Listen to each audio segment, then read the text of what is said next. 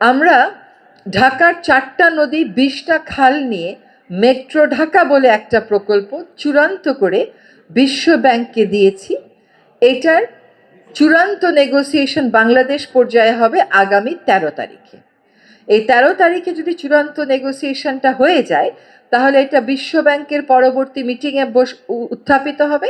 সেই মিটিংয়ে যদি এটা পাশ হয়ে যায়, তাহলে এই 4টা নদী বুড়িগঙ্গা বাদ দিয়ে এবং 20টা খাল পুনর্খনন, পুনরুদ্ধার, পাড়ের সৌন্দর্যবর্ধন, এই 750 শিল্প প্রতিষ্ঠানের মনিটরিং, কয়েকটা এসটিপি সিওয়েজ ট্রিটমেন্ট প্ল্যান্ট স্থাপন, 2-1টা ইটিপি স্থাপনের কাজ হবে।